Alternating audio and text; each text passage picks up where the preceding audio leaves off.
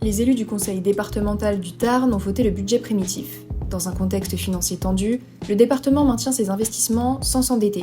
Christophe Ramon a présenté les grandes lignes des orientations pour 2026.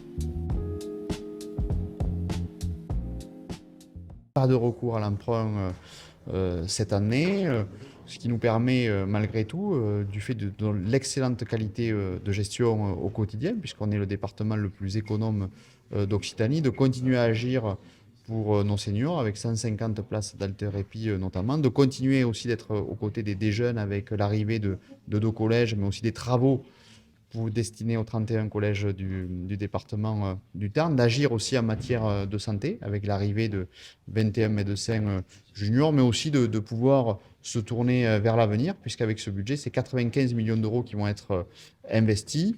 On va aller plus loin en matière d'infrastructures routières, notamment avec l'arrivée de l'autoroute, une aide financière pour réduire le coût du péage, mais aussi à la sortie de Mazamet, un nouveau rond-point et un nouveau créneau de dépassement. Je crois que c'est important de conjuguer développement économique, mais aussi développement durable, puisqu'en 2026, avec ce budget, nous planterons 50 000 arbres de plus dans le département, des aires de covoiturage aussi supplémentaires et des déplacements doux aussi amplifiés, notamment une liaison entre Briatex et Groyer.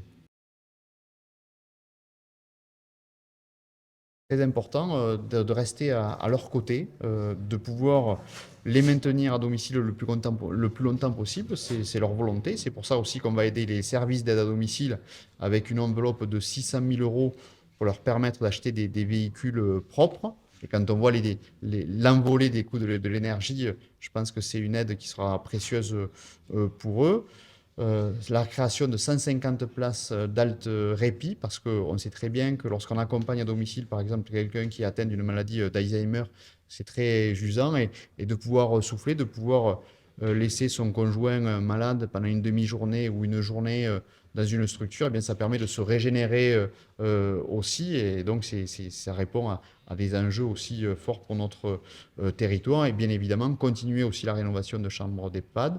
C'est plus de 3000 rénovés depuis ces 5 dernières années pour un montant de 12,5 millions d'euros.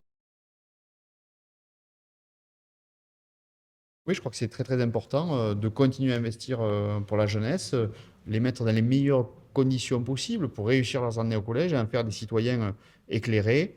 De nouveaux collèges inaugurés en 2026, le collège de Coufouleux, avec une rentrée progressive 6e, 5e au mois de septembre. Le nouveau collège aussi de Groyer, des travaux aussi dans les 31 collèges du département, mais aussi une action ciblée